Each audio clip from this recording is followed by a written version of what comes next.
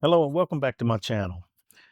Last week, I told you that everything you were told about retirement might be wrong. This week, I want to talk to you about the thing that nobody admits out loud. And, you did everything right. You saved, you planned, you counted down the days, and then the day came. And somewhere in the weeks that followed, a quiet voice started asking a question you weren't ready for. And that question was, why do I feel so lost?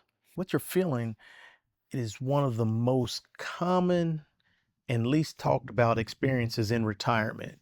And today, we are going to name it, explain it, and start doing something about it.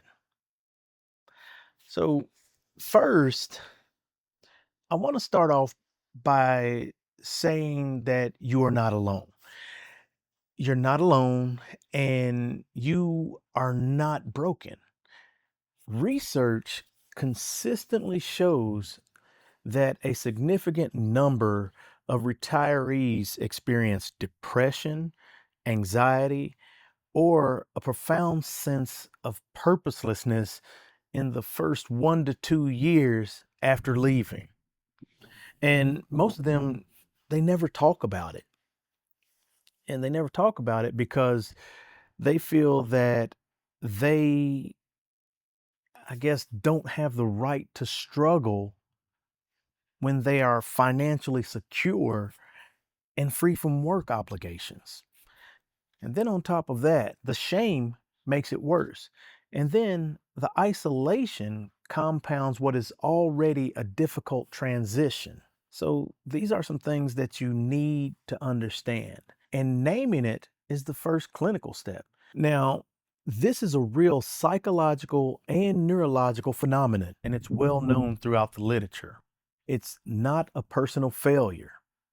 When you look at it, the prefrontal cortex, which is the part of the brain associated with planning, identity, and purpose, when it loses a primary source of stimulation, then there is a disorientation, which is physiological, not just emotional. Why does it happen? Well, what work was actually uh, giving you was that work was not just a paycheck. For most high achieving folks, when you look at it, it was providing five things at the same time, simultaneously. And retirement, when you retire, it removes all five of those at once. You're not taking them one by one, but retirement removes all five at once. And you look at it, number one would be identity. For decades, the answer to who are you was some version of your job title, federal officer, nurse, executive, officer, teacher. And when the title is gone, the answer to that question, it becomes genuinely unclear. In fact, this is how human behavior, how human beings are wired. Years of professional investment is what you have been doing, and now that is gone. Okay. And then number two, there's structure. And the structure, when you look at it, work actually gave you the structure. Work gave you a reason to get up in the morning, a place to be, and a schedule that organized your entire day. And most retirees underestimate how much of their mental health was tied to that structure, of course, until it disappears. And then when you look at it, the first few weeks, they feel like vacation. I remember when I retired, the first few weeks, they felt like vacation to me. And then the second month feels, it feels, how do you say it? It feels like something else entirely. that's you need to have that structure. You need to have it built into your daily plan. The third thing would be purpose. When you look at it for, I keep on saying when you look at it, and I'm sorry, but for mission driven professionals, uh, those folks like nurses, doctors, policemen, officers, those who served in federal service, the military, or healthcare, work was not just a job, it was a calling. And when the mission ends, purpose does not. Let me say that again. When the mission ends, purpose does not. It has to be rebuilt intentionally. You have to do it with intention. And this is the gap that catches most high achieving folks off guard.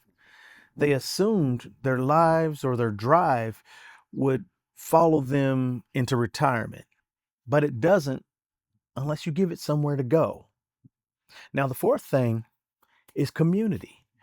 For many people, the workplace was it was their primary social network. You had colleagues, teams shared missions, and retirement severs that network almost overnight. It's like it's gone. The research on retirement says that loneliness is sobering.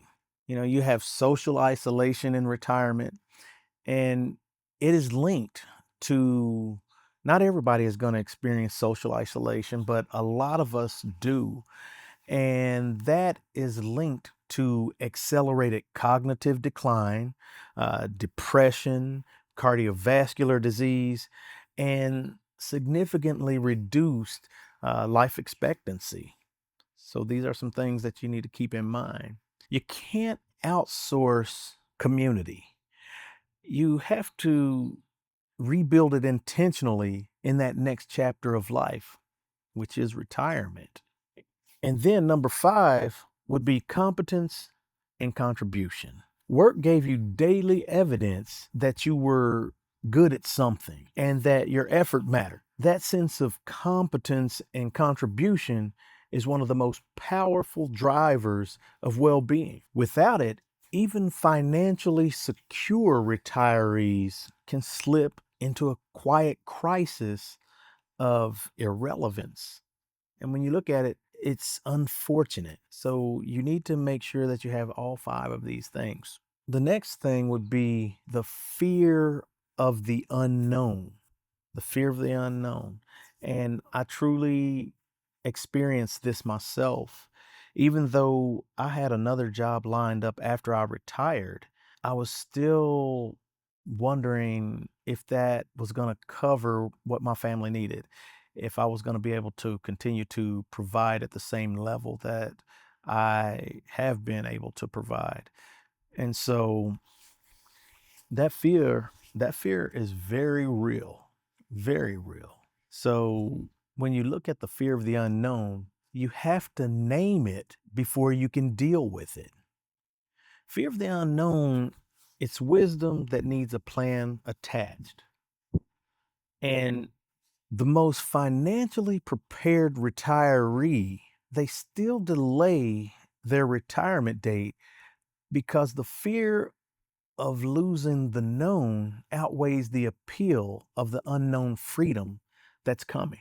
Common fears that you can name and name them directly is loss of identity, loss of relevance, and the fear of becoming invisible, fear of what the marriage looks like with both people home all day. That right there, don't tell my wife, but that was a true fear. I love her to death, but my goodness, being at home all day, it's something. I'm going to sit back now and finish this.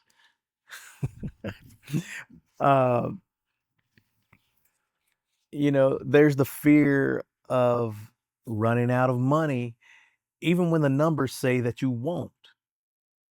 I had that fear. fear of death becoming more visible once the career is no longer a distraction from mortality. That's a true fear. And some of you are not afraid of retirement, though. You're not afraid of retirement, but you are afraid of finally having to face the life that you have been too busy to examine. That's one of the most honest things I can say to you today. So, what do you do about it? Well, I have 3 starting points. And number 1 would be name it out loud. Say it to yourself, say it to your spouse, to a trusted friend, or to a counselor. Say, I'm struggling with this transition. And it's okay. Tell them I'm struggling with this transition and I'm not sure who I am outside of my career. That's okay. And it's a very real thing. Naming it removes the shame and it opens the door to actually working through it. The next thing would be give yourself a structure before you need one.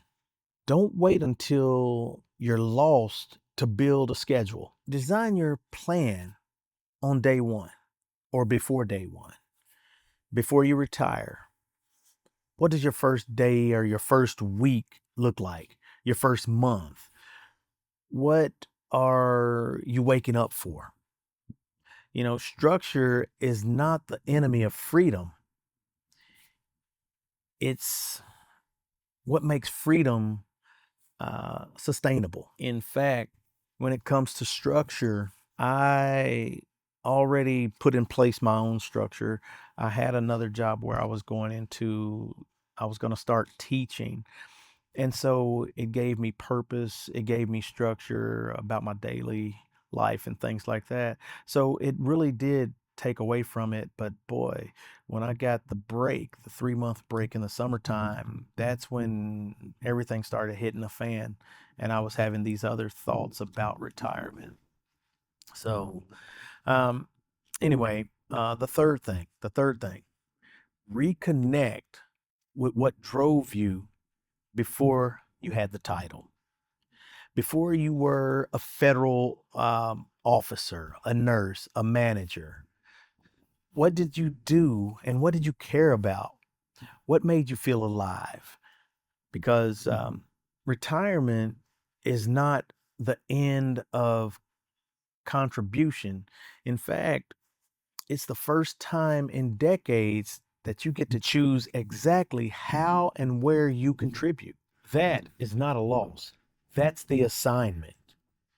The assignment. Over the coming episodes, we are going to build the complete retirement picture: finances, identity, relationships, health, faith, and legacy, because you need to leave a legacy. Every dimension of the transition will be covered, not just the numbers, but when I'm looking at this, the goal of the series is honest preparation and honest recovery for those getting ready and those interested in learning more. I want to encourage each one of you to subscribe and turn on notifications, because this series drops every week, and each episode's it builds on the last one. Also, tell me in the comments if you are already retired, what was the thing that nobody prepared you for? And if you're still working, what is the one thing that you are most uncertain about? So, with that being said, next week, we're diving into one of the most important parts of retirement planning, and that's understanding your money. Not just how to save, but how to know what you actually have, what those numbers really mean, and how to make sure that your money is working as hard for you as you worked for it. if financial terminology has ever felt confusing or overwhelming, episode 3 will help make sense of it. And if retirement planning is a topic that you're actively working through, I've put together a playlist right here with more videos that are coming in the near future designed to help you make better informed decisions about retirement. Go ahead and check out the next video, and I'll meet you over there. Thank you very much, and we look forward to seeing you back here. We out.